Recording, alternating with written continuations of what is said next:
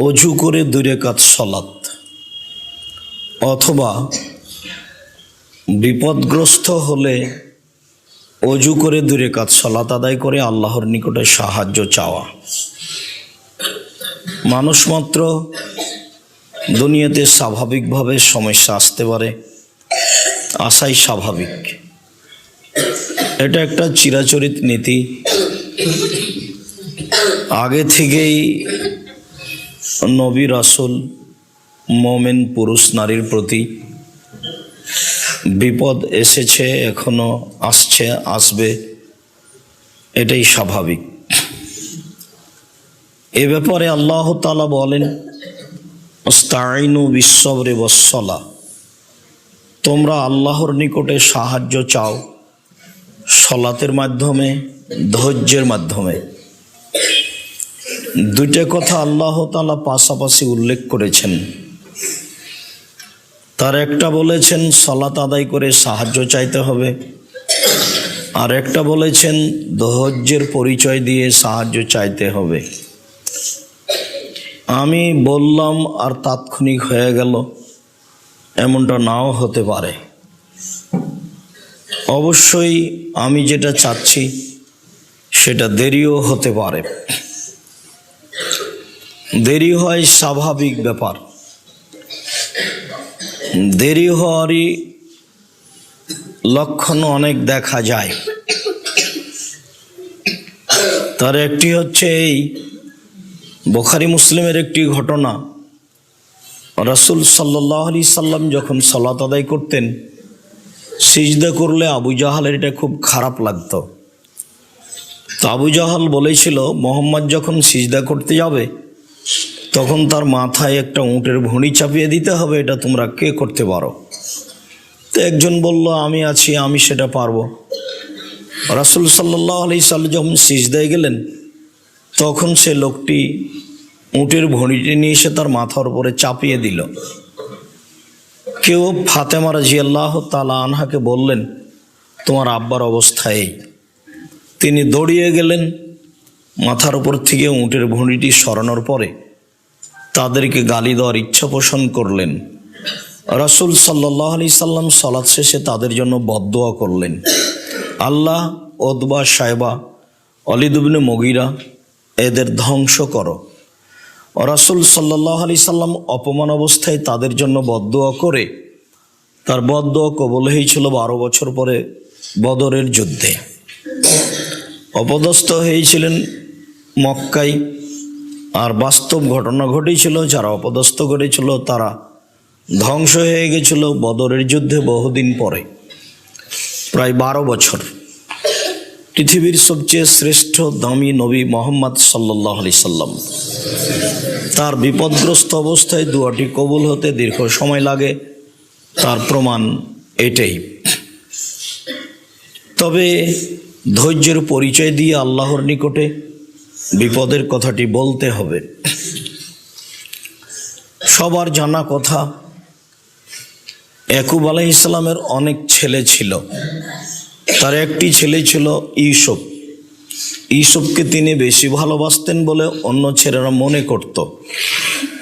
এক পর্যায়ে অন্য ছেলেরা বলল, আপনি ইউসুফকে আমাদের সাথে পাঠিয়ে দেন, ও আমাদের সাথে থাকবে, আমাদের সাথে খেলাধুলা করবে, আমরা যেখানে কাপড় চোপড় রাখবো সেখানেও দেখাশোনা করবে। তখন ইয়াকুব আলাইহিস সালাম বললেন, আমার ভয় হয় ইউসুফকে বাঘে ধরে খেয়ে নিতে পারে। তখন তারা বলল, বলেন কি আপনি, আমরা একটি জামাত রয়েছি আর ইউসুফকে বাঘে ধরে খাবে, এটা কেমন হয়? শেষ পর্যন্ত ইয়াকুব আলাইহিস সালাম তাকে পাঠিয়ে দিলেন। যা ঘটার তাই ঘটল। তারা ইউসুফ আলাইহিস সালামকে ইদারায় ফেলে দিয়ে ইউসুফ আলাইহিস সালামের গায়ের জামাটিতে কোনো পশু প্রাণী জবাই করে তার গায়ের রক্ত লাগিয়ে দিল। তারপরে বিকালে সন্ধ্যার সময় এসে সবাই বলছে, আব্বা দেখেন, আমরা তো কাপড় চোপড় রেখে তাকে পাহারা দিতে দিয়ে খেলাধুলা করছিলাম, তাকে বাঘে ধরে খেয়ে নিয়েছে। আপনি তো আমাদের কথা বিশ্বাস করবেন না। এ দেখেন জামাতে গায়ে জামাতে রক্ত লেগে আছে, আপনি তো আমাদের বিশ্বাস করবেন না। কিন্তু এ দেখেন, জামাতে রক্ত ছিল ঠিক, তবে জামা কোনো জায়গায় ছিঁড়ে ছোটা ছিল না। তাতে তার সন্দেহ হয়েছিল এটা হয় কি করে, বাঘে যদি জামা খাই, বাঘে যদি ছেলেকে ধরে খাই, তাহলে জামা কোনো জায়গায় ছিঁড়ে ছুটে যাবে, এটাই স্বাভাবিক। তখন তিনি বললেন যে তোমরা কথা বানিয়ে নিয়েছো, এই মুহূর্তে আমি ধৈর্য ধারণ করি। তাই তিনি ধৈর্যের পরিচয় দিয়ে প্রার্থনা করতে লাগলেন আল্লাহর কাছে, আল্লাহ আমি বিপদগ্রস্ত, আমি ধৈর্য ধারণ করছি, তুমি ইসবকে ফিরিয়ে দাও। দিনরাত তিনি প্রার্থনা করতে লাগলেন। দিন যায় রাত্রি যায়, ইসবকে ইদারা থেকে বের করে তারা বিক্রি করলো। ইসবের ভাইরাই প্রথমত বিক্রি করলো, তারপরে যারা কিনে নিয়ে গেল তারা মিশরের এক পর্যায়ে এক এলাকায় বাদশার নিকট বিক্রি করলো। বাদশাহ ইসবকে কিনে নিয়ে বাড়িতে থাকতে দিলেন। তার স্ত্রী জুলাইখাকে বললেন, এইটা খুব ভালো ছেলে, আমরা একে ছেলে হিসেবে গ্রহণ করে নেব, আমাদের কোনো ছেলে নেই, একে তুমি লালন পালন করো। ইসব সেই বাড়িতে লালন পালন হতে লাগলেন। ইসব এক পর্যায়ে বড় হয়ে গেল। জুলাইখা তার সাথে অন্যায় করতে চাইল। অন্যায়ের শেষ পর্যায়ে ইসব আলাইহিসসালাম ঘর থেকে আগে আগে বের হয়ে পালাতে লাগলেন। পিছন থেকে জুলাইখা তাকে ধরে ফেলল জামা, জোর করে তিনি বের হয়ে গেলেন, জামা তার হাতে ছিঁড়ে থেকে গেল।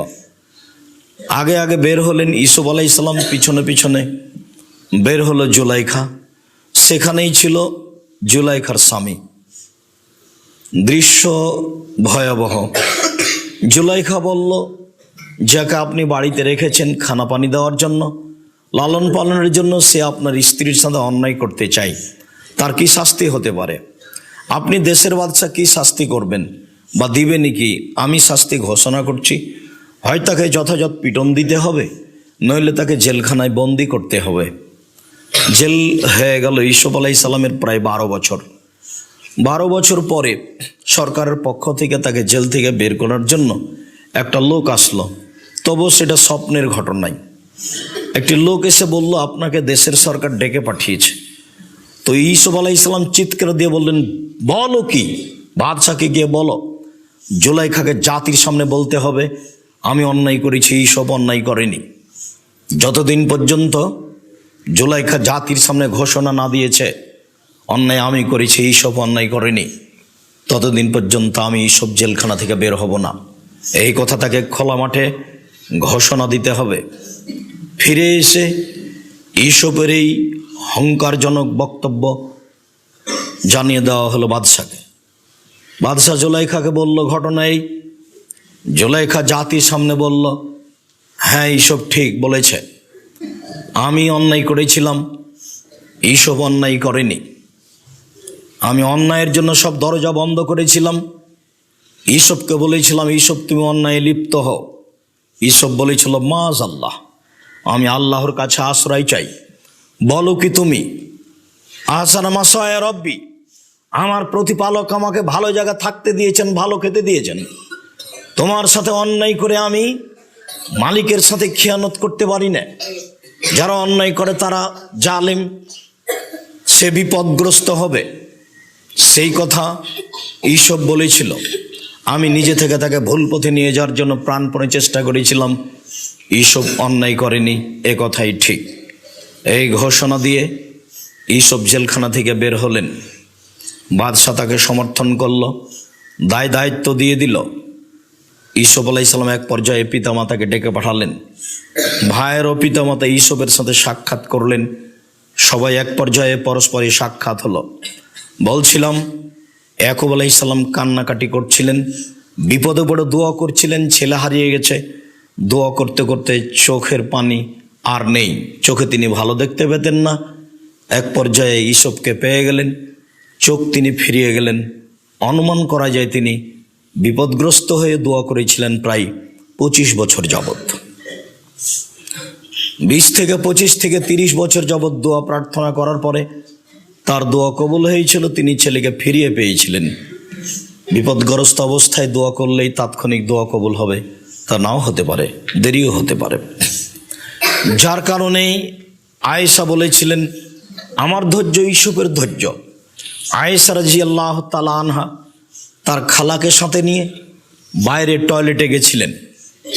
তখন সাধারণত মাঠে পেশাব পায়খানা করা হতো।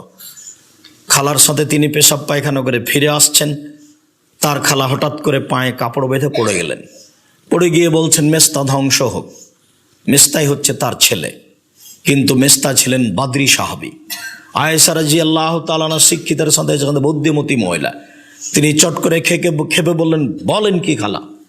মেস্তা হচ্ছে বাদরি সাহাবী, তিনি বদরের যুদ্ধে উপস্থিত ছিলেন। তাদের ব্যাপারে রাসূল সাল্লাল্লাহু আলাইহি সাল্লাম বলেছেন, আল্লাহ তাআলা বলেন, এ মালুম আসে তুম কাদ গাফারতু লাকুম, এই বদরের যুদ্ধে উপস্থিত যোদ্ধারা সাহাবীরা, আমি আল্লাহ তোমাদের সব পাপ ক্ষমা করে দিয়েছি, তোমাদের যা ইচ্ছা তাই করো। বাদরি সাহাবী হচ্ছে এত উন্নত মানের, এত সম্মানী সাহাবী, আপনি তার ব্যাপারে বলছেন মেস্তা ধ্বংস হোক। খালা বলেন কি কথা?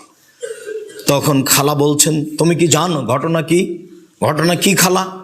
তুমি নাকি অন্যায় করেছো সাফনের মুআত্তালের সাথে, সেই কথা মেস্তা বলে বেড়াচ্ছে। তাই আমি অন্যায় করেছি, অশ্লীল কাজ করছি, এই কথা মেস্তা বলে বেড়াচ্ছে? হ্যাঁ, এই কথা মেস্তা বলে বেড়াচ্ছে। আচ্ছা খালা, এই কথা কি আমার আব্বা শুনেছেন? হ্যাঁ, তোমার আব্বা শুনেছেন। আচ্ছা খালা, এই কথা কি আমার আম্মা শুনেছেন? হ্যাঁ, তোমার আম্মা শুনেছেন।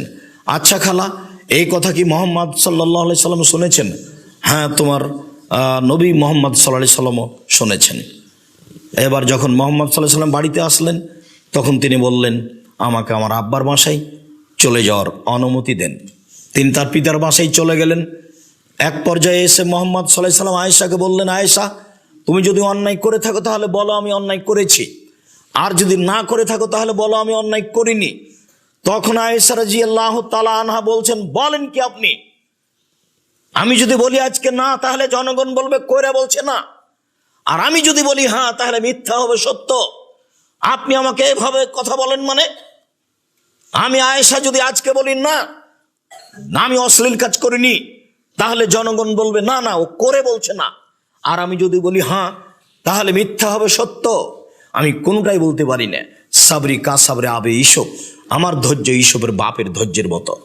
ছেলে হারিয়ে গিয়ে ঈসবের বাপ যদি 25-30 বছর যাবৎ ধৈর্য ধারণ করতে পারেন, তাহলে আমি এই বিপদগ্রস্ত অবস্থায় ধৈর্য ধারণ করতে পারি না। দেখি আমি ধৈর্য ধারণ করি উপর থেকে কি ফয়সালা আসে। 29 দিন পরে ফয়সালা আসলো, আয়েশা অশ্লীল কাজে লিপ্ত হননি, মেস্তা মিথ্যা কথা বলেছে। সাফন যারা মুনাফেক তারা সমাজে মিথ্যা কথা বলছে। সম্মানিত মসজিদের মুসল্লি, মানুষ বিপদগ্রস্ত হবে, এ কথাই স্বাভাবিক। ধৈর্যের পরিচয় দিয়ে আল্লাহর কাছে সাহায্য চাইতে হবে, এ কথা আল্লাহ তাআলা বলেন, ওয়াস্তাঈনু বিস-সাবরি ওয়াস-সালাহ। পৃথিবীর মানুষ, তোমরা আল্লাহর কাছে সাহায্য চাও আর ধৈর্যের পরিচয় দিয়ে এবং সালাতের মাধ্যমে। আল্লাহ তাআলা বলেন, ইয়া আইয়ুহাল্লাযীনা আমানু ইসতাঈনু বিস-সাবরি ওয়াস-সালাহ। হে পৃথিবীর মানুষ, তোমরা সালাতের মাধ্যমে ধৈর্য সহকারে আল্লাহর কাছে সাহায্য চাও। ইন্নাল্লাহা মা'আস-সাবিরিন, নিশ্চয় আল্লাহ তাআলা যারা ধৈর্য ধারণ করে তাদের সাথেই থাকেন। আল্লাহ তাআলা ধৈর্যশীলদের সাথে রয়েছে, যার কারণে আল্লাহ তাআলা আমাদের নবীকে বলেন, ফাসবির সাবরান জামিলা। মুহাম্মদ সাল্লাল্লাহু আলাইহি সাল্লাম, আপনি সুন্দর ধৈর্য ধারণ করুন। ধৈর্য ধারণ করার সময় কিছু বলে নিয়ে কিছু করে নিয়ে ধৈর্য ধারণ করবেন, তার নাম ধৈর্য নয়। সুন্দর ধৈর্য ধারণ করুন। আল্লাহ তাআলা বলেন, অসবির আলা মা ইয়াকুলুন, ওরা যা বলে তার উপরে আপনি ধৈর্য ধারণ করুন। ওরা অনেক কথা বলে, সেসব কথার উপরে আপনি ধৈর্যের পরিচয় দিবেন। তারা বলে মোহাম্মদ জাদুগার, তারা বলে মোহাম্মদ যা রাতে তৈরি করেছে তা জাদু, তারা বলে মোহাম্মদ গণক, মোহাম্মদ যা মুখে কোরআন মাজিদ বলে তা গণকই। তারা বলে মোহাম্মদ কবি, যা বলে কোরআন মাজিদ তা হচ্ছে কবিতা। তারা বলে মোহাম্মদ পাগল হয়েছে, ছি ছি ছি ছি ছি ছি। ও বলছে 360 জন মাবুদ নয়, মাত্র একজন, সেও সপ্তম আকাশের উপরে আছে। এই কথা কি আর মানা যায়?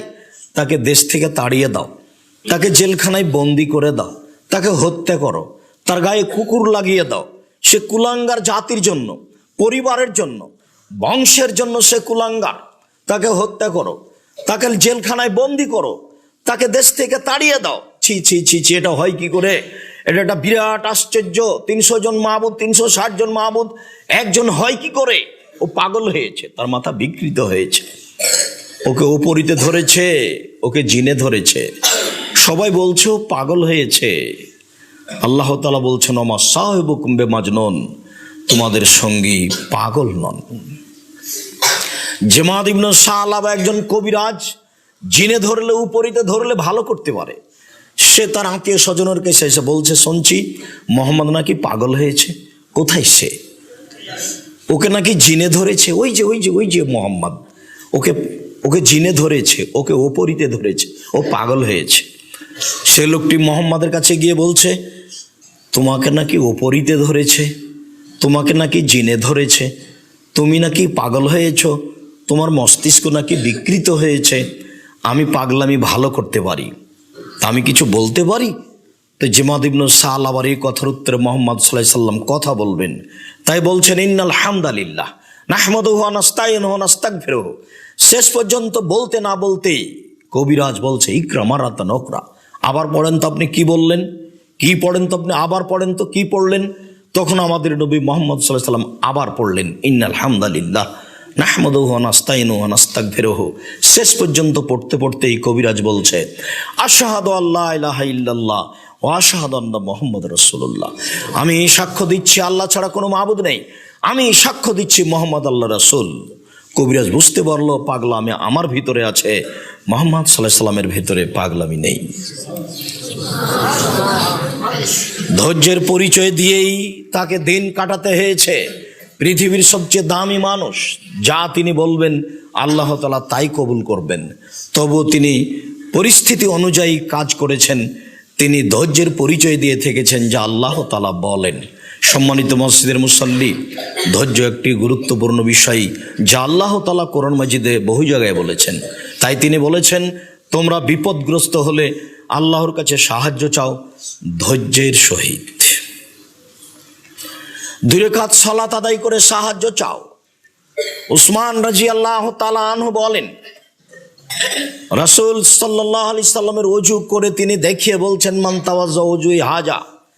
আমি যেভাবে ওযু করলাম, এইভাবে যদি কোনো মানুষ ওযু করে, ওয়াসাল্লা রাকাতাইন, তারপর 2 রাকাত সালাত আদায় করে, লা ইউহাদ্দিসু ফীহিমা নাফসাহু, আর 2 রাকাত সালাত আদায় করতে গিয়ে মনে মনে কিছু না বলে, গফিরাল্লাহু মা তাকাদ্দামা মিন জামবিহি, তাহলে আল্লাহ তাআলা তার অতীতের সব পাপ ক্ষমা করে দেবেন। মনে প্রাণে ভয় ভীতি নিয়ে যদি মানুষ 2 রাকাত সালাত আদায় করে আর তার মনের কথাটা বলে, তাহলে আল্লাহ তাআলা সেটা কবুল করবেন এবং তার পাপকে ক্ষমা করে দিবেন। উকবা ইবনে আমির রাদিয়াল্লাহু তাআলা আনহু বলেন, রাসূল সাল্লাল্লাহু আলাইহি ওয়াসাল্লাম বলেছেন, মা মিন মুসলিমিন ইয়াতাওয়াদ্দাউ ফাইসিনুল উজুয়া। যে কোন মুসলিম পুরুষ নারী ওযু করে, সুন্দর করে ওযু করে, ইসাল্লি রাকাতাইন, 2 রাকাত সালাত আদায় করে, মুকবিলান আলাইহিমা বিকলবিহি ওয়াজহিহি, মনে প্রাণে ভয় ভীতি নিয়ে আল্লাহকে সন্তুষ্ট করার জন্য সুন্দর করে ওযু করে, মনে প্রাণে ভয় ভীতি নিয়ে যদি 2 রাকাত সালাত আদায় করে, ওয়াজাবাত লাহুল জান্নাহ, তার জন্য জান্নাত জরুরি হয়ে যাবে, সে তার উদ্দেশ্যে পৌঁছে যেতে পারবে। সম্মানিত মসজিদের মুসল্লি, রাসূল সাল্লাল্লাহু আলাইহি সাল্লাম এই কথাই বলেন। তিনি বলেন, মান সাল্লা রাকাতাইন, কেউ যদি ওযু করার পরে 2 রাকাত সালাত আদায় করে, ওয়ালাম ইয়াসু ফীহিমা, আর 2 রাকাত সালাতে যদি অলসতা না করে, গাফেল না হয়, বেখিয়াল না হয়, কেননা আল্লাহু আকবার বলার সাথে সাথে শয়তান তাকে চতুর্দিক থেকে ঘিরে ধরবে। এই কথা স্মরণ করো, সেই কথা স্মরণ করো। আল্লাহু আকবার বলার পরে দেখবে যে আমি অনেকক্ষণ পরে দেখছি, ওহ আমি তো সালাত আদায় করছি, তার মানে কোথা থেকে কোথায় চলে গেছে। রাসূল সাল্লাল্লাহু আলাইহি সাল্লাম বলেন, কেউ যদি মনে প্রাণে ভয় ভীতি নিয়ে অলসতা ছাড়াই 2 রাকাত সালাত আদায় করে, তাহলে তার অতীতের সব পাপ ক্ষমা হয়ে যাবে। সম্মানিত মসজিদের মুসল্লি, মানুষ যদি বিপদগ্রস্ত হয়ে 2 রাকাত সালাত আদায় করে আল্লাহর কাছে কিছু বলে, তাহলে তা কবুল করবেন, এ কথা রাসূল সাল্লাল্লাহু আলাইহি সাল্লাম বলেন। বুরায়দা রাদিয়াল্লাহু তাআলা আনহু বলেন, আসবাহা রাসূলুল্লাহ সাল্লাল্লাহু আলাইহি সাল্লাম, একদা আল্লাহ রাসূল সকাল করলেন, ফজরের সালাত আদায় করলেন, দা বেলালান, তারপর বেলালকে ডাকলেন, এই বাচ্চা, ও বাচ্চা কথা বলছে কেন, তোমরা খেয়াল করছো না? রাসূল সাল্লাল্লাহু আলাইহি ওয়াসাল্লাম বলেন, একদা রাসূল সাল্লাল্লাহু আলাইহি সাল্লাম ফজরের সালাতের পরে বেলালকে ডেকে বলছেন, বেলাল, লেমা সাবাক্তানি ইলাল জান্নাহ, তুমি কিভাবে আমার আগে জান্নাতে চলে গেলে? কুল্লামা দাখালতুল জান্নাতা সামিতু খাসখাসাতা নালাক আমামি, আমি যতবার জান্নাতে প্রবেশ করি ততবারই দেখি তুমি আমার আগে আগে জুতা পায়ে দিয়ে হাঁটো। আমি তোমার জুতার শব্দ শুনতে পাই, তুমি আমার আগে হাঁটছ। বলো তো বেলাল, তুমি কি করো এমন যার কারণে তুমি আগে চলে যাও?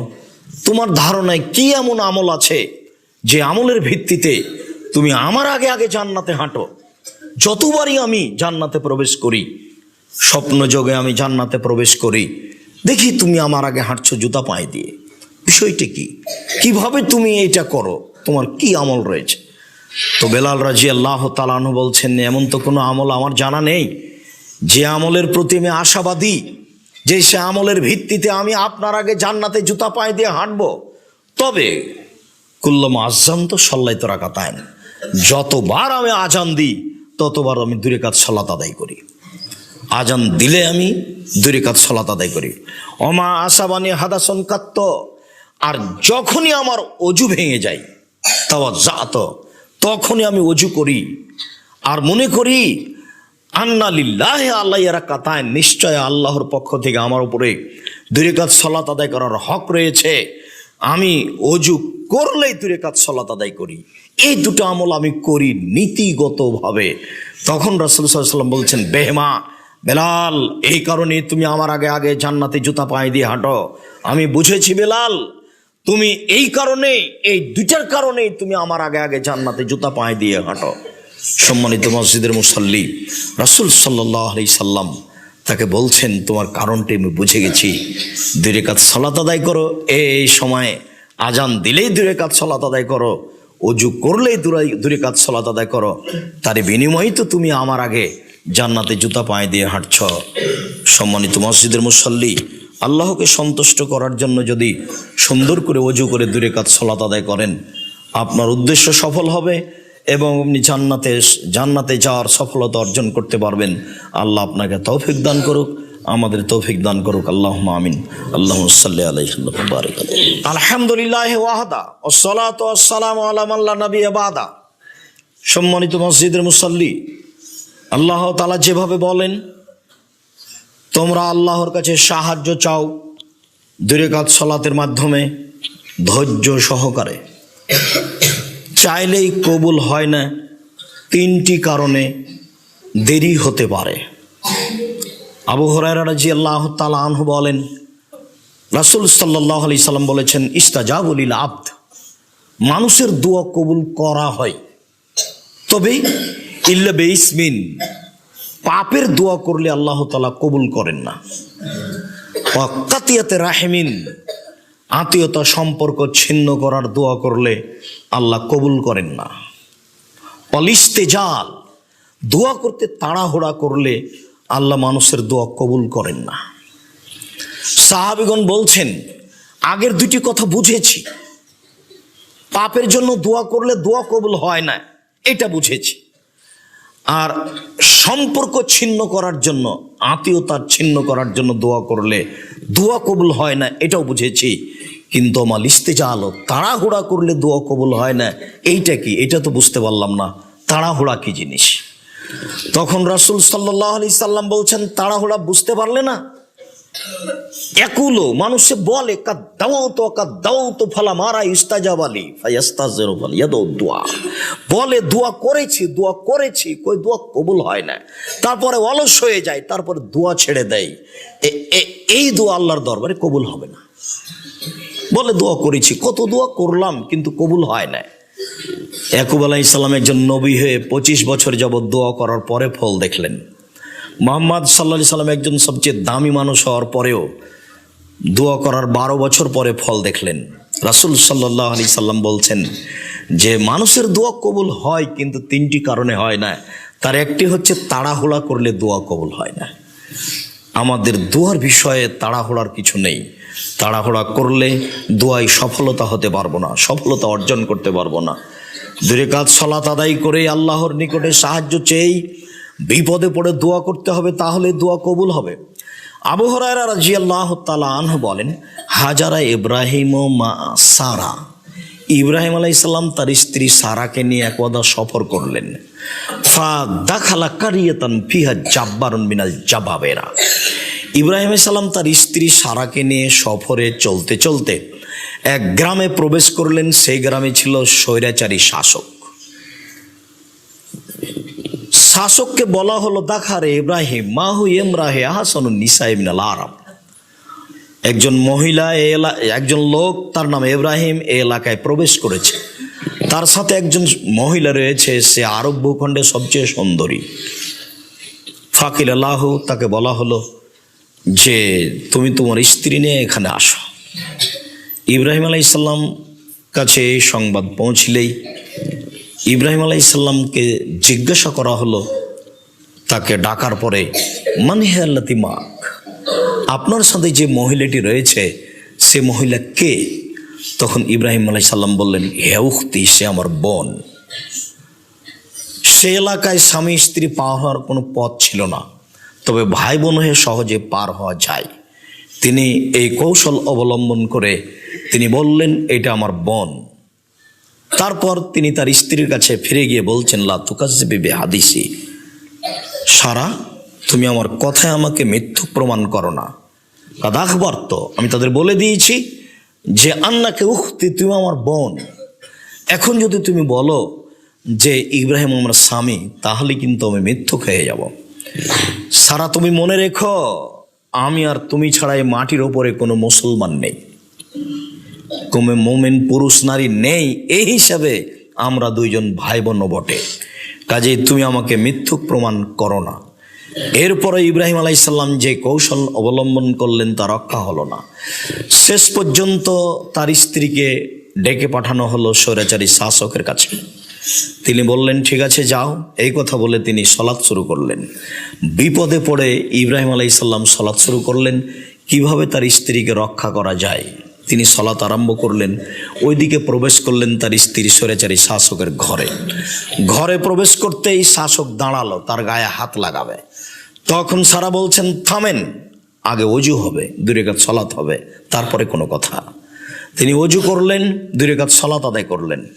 তুলেকার সলাৎ আদায় করে বলছেন তিনি আল্লাহকে, আল্লাহুম্মা ইন কুনতা তাআলাম, হে আল্লাহ তুমি যদি জেনে থাকো, ইন্নী আমানতু বিকা ওয়া রাসূলিকা, আমি তোমাকে বিশ্বাস করি, আমি তোমার রাসূলকে বিশ্বাস করি, আমি তোমাকে আল্লাহ এক অদ্বিতীয় বলে মেনে নিয়েছি। 2, আমি ইব্রাহিম আমার স্বামী, এ কথা বলছি না, আমি বলছি ইব্রাহিম নবী, আমি ইব্রাহিমকে নবী বলে মেনে নিয়েছি। হে আমার প্রতিপালক, যদি আমার এই কথা তোমরা ঠিক হয়, তারপরের কথা, ওমা আহসানতু ফারজি ইল্লা জাওজি, আমার লজ্জা স্থানকে আমার স্বামী ছাড়া জীবনে পৃথিবীর কোনো মানুষকে ব্যবহার করতে দিনি। এই কথা যদি আমার সত্য হয়ে থাকে, ফালা তুসাল্লিত আলাল কাফেরা, তাহলে এই কাফেরকে তুমি আমার উপরে জয় করো না। কথা 3টে যদি ঠিক হয়ে থাকে, তাহলে নির্জনে কাফের যেন আমার গায়ে হাত লাগাতে পারে না।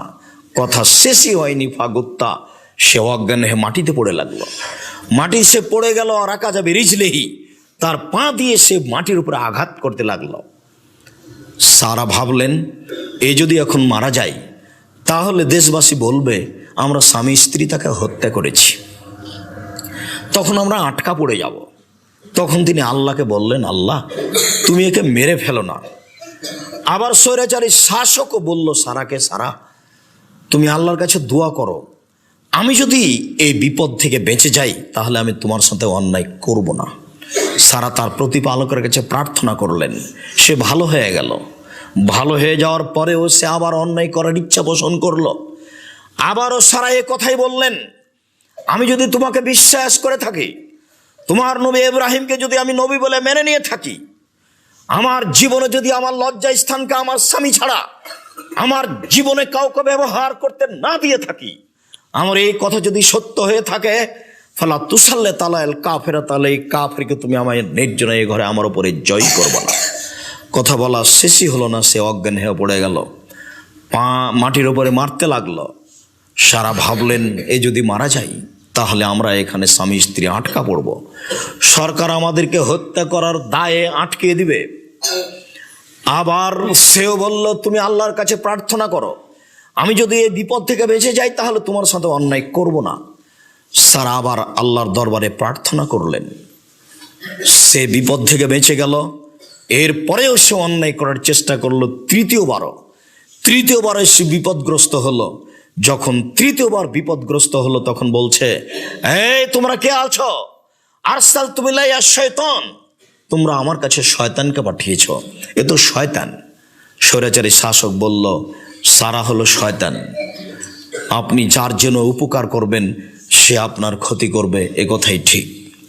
জীবনে যদি উপকার করেন মানুষের, তাহলে আপনাকে বুঝতে হবে এমন একদিন আসবে যেই দিন আমি এর মাধ্যমে ক্ষতিগ্রস্ত হব। এটা স্বাভাবিক ব্যাপার। বুখারী মুসলিমের হাদিস। সারা তিনবার তাকে দোয়া করে বিপদ থেকে উদ্ধার করলো। এরপরেও স্বৈরাচারী শাসক বলছে, এই তোমরা কে আছো? তোমরা তো শয়তান পাঠিয়েছ, এ তো শয়তান, এর জেউহা, তোমরা একে পাঠিয়ে দাও ইব্রাহিমের কাছে এবং তার কাছে একটা খাদেম দিয়ে দাও যার নাম হাজেরা। সারা খাদেম, মেয়ে খাদেমা হাজারাকে নিয়ে ইব্রাহিম আলাইহিস সালামের কাছে উপস্থিত হলেন। ইব্রাহিম আলাইহিস সালামকে বললেন, আল্লাহ তার উদ্দেশ্যকে ধ্বংস করেছে, সে আমাদের একটা কাজের জন্য খাদেমা দিয়েছে, তার নাম হাজেরা।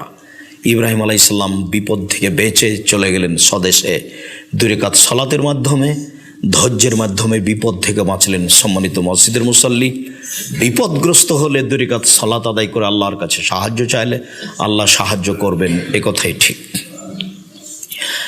আবু হুরায়রা রাদিয়াল্লাহু তাআলা আনহু বলেন, রাসূল সাল্লাল্লাহু আলাইহি সাল্লাম বলেছেন, লাম ইয়াতাকাল্লাম ফিল মাহাদি ইল্লা সালাসা, পৃথিবীতে মাত্র 3 জন শিশু সন্তান মায়ের কোলে কথা বলেছে। 3 জন, তার মধ্যে একজন হচ্ছেন ঈসা আলাইহিস সালাম, মায়ের কোলে যখন দুধ খান তখনই কথা বলেন। তার একজন হচ্ছে এক মহিলা, তার বাচ্চাকে দুধ খাওয়াচ্ছিল, তখন একটা লোক ঘোড়ায় চড়ে চলে গেল। মহিলা বলল যে, আল্লাহ তুমি আমার এই বাচ্চাটাকে ওই লোকের মতো করিও, লোকটা কত দামি সম্মানী ঘোড়ায় চড়ে যাচ্ছে। তো বাচ্চা দুধ ছেড়ে দিয়ে বলছে, না, আমাকে যেন আল্লাহ তার মতো না করে। তারপর একটু পরে একটা মেয়ে চলে যাচ্ছে ওখান থেকে, ওই রাস্তা দিয়ে। তখন মহিলা বলছে, আল্লাহ তুমি আমার বাচ্চাটাকে মহিলার মতো করো না। তখন বাচ্চা দুধ ছেড়ে দিয়ে বলছে, না আল্লাহ তুমি আমাকে এই মহিলার মতোই করো। লোকটা ছিল স্বৈরাচারী, দুধের বাচ্চা অবগত হয়েছিল, যার কারণে না করলো, আমি লোকের মতো হতে চাই না। আর এই মহিলাটি ছিল ভালো, তার উপরে অপবাদ দেওয়া হয়েছিল, সতীসাধ্যী নারী। অপবাদ দেওয়ার কারণে তাকে এলাকা থেকে চলে যেতে বলা হচ্ছে, অথচ সে খুব পরহেজগার নারী। তাই বাচ্চা বলেছিল, না আমি এর মতো পরহেজগার হতে চাই। হাদিসটি বুখারী মুসলিম। তার একটি ঘটনা হলো জোরাইজ। 3 জন মায়ের কোলে দুধ খাওয়া অবস্থায় কথা বলেছিল, তার একটি জোরাইজের ঘটনা। জোরাইজ তার গির্জা ঘরে সালাত আদায় করছিল। ফাজাথু মহু, এই সময় তার মা চলে আসলো। ফাদাথু, তার মা তাকে ডাকলো, জোরাইজ জোরাইজ। তখন সে মনে মনে ভাবতে লাগলো, উসাল্লি উজিবহা, আমি কি আসলে মায়ের ডাকে সাড়া দিব, না আমি সালাত আদায় করব? আমি কি আসলে মায়ের ডাকে সাড়া দিব, না সালাত আদায় করব? এইভাবে ভাবতে একটু দেরি হয়ে গেছে। যখন দেরি হয়ে গেছে তখন তার মা ছেলের উপরে বদদুয়া করে বলছে, আল্লাহুম্মা লা তুমিতুহু জুহাল মুমিসাত, আল্লাহ তুমি এই ছেলের মরণ দিও না। যতক্ষণ পর্যন্ত পতিতালয়ের মহিলার মুখ না দেখেছে ততদিন পর্যন্ত এই ছেলের তুমি মরণ দিও না। মায়ের দোয়া হাতে হাতে কবুল হয়ে গেল। হঠাৎ একজন মহিলা এসে উপস্থিত হলো, তাকে জেনার প্রস্তাব দিল। ফাবা, জোরাইজ নাকচ করলো, ছি ছি ছি ছি ছি, কি কথা। ফা তাতির রাইয়ে, মহিলা একটা রাখালের কাছে আসলো। ফাম কানাথু, তাকে জোর করে চেপে ধরলো, তার সাথে অশ্লীল কাজ করলো। ফাবালাদাত গোলামান, এতে একটা সন্তান জন্ম নিল। মহিলা বলল, হাজামিন জোরাইজ, এই সন্তান হচ্ছে জোরাইজের পক্ষ থেকে। যখন জনগণ এই কথা শুনলো, না বুঝে ফাতাহু, জনগণ তার কাছে আসলো। ফাক কাশরুহ, এসে জনগণ তার গির্জাঘরকে ভেঙে একবারে চৌচির করে দিল। ওয়ানজালুহ, তারা তাকে টেনে ঘর থেকে নামিয়ে দিল রাস্তায়। ওয়াসাব্বুহ, তারা তাকে অকথ্য ভাষায় গালি দিল। যার যেটা মনে লাগলো, না বুঝে সে কাজ করে ফেললো। ফাকামা, জোরাইজ দাঁড়ালো। তাওয়াদ্দা, অজু করলো, অসল্লা রাকাতাইন, 2 রাকাত সালাত আদায় করলো। এরপরে জোরাইজ ওই বাচ্চার কাছে আসলো, দুধের বাচ্চার কাছে এসে জোরাইজ বলছে, জোরাইজ মানাবুকা, তোমার বাপকে। জোরাইজের ওই কথার উত্তরে দুধের বাচ্চা বলছে, আবিয়ার রাই, আমার বাপ রাখাল, ছাগল চড়াই যে রাখাল, সে হচ্ছে আমার পিতা। হাদিস বুখারী মুসলিম। সম্মানিত মসজিদের মুসাল্লি, দুধের বাচ্চা কথা বলে। আরো যেটা বলতে চাচ্ছি সেটা হচ্ছে, এই বিপদগ্রস্ত হলে সুন্দর করে উজু করে 2 রাকাত সালাত আদায় করলে আল্লাহ আপনাকে বিপদ থেকে রক্ষা করবেন। সম্মানিত মসজিদের মুসাল্লি, আমরা খুতবার শেষ অংশে এসে আপনাকে যে গুরুত্বপূর্ণ বিষয়টি পেশ করছিলাম, গুরুত্বপূর্ণ বিষয়টি পেশ করার পরে আপনাকে বলতে চাচ্ছি এই যে প্রত্যেকটা মানুষ সামাজিক জীবনে কোনো সময় না কোনো সময় বিপদগ্রস্ত হতেও পারে। যদি কোনো সময় এরকম পর্যায়ে চলে আসে, তাহলে 2 রাকাত সালাত আদায় করে ধৈর্যের মাধ্যমে আল্লাহর কাছে সাহায্য চাইলে সাহায্য পাবেন ইনশাআল্লাহ। আমরাও ছাত্র শিক্ষক এখানে আল্লাহর দরবারে প্রার্থনা করে বলছি, আল্লাহ, আমরাও সময়ে বিপদগ্রস্ত হচ্ছি। যদি এরকম বিপদ আমাদের সামনে চলে আসে, তাহলে আমরা যেন তোমার কাছে 2 রাকাত সালাত আদায় করে তোমার দরবারে সাহায্য চাইতে পারি, এই তৌফিক তুমি দান করো।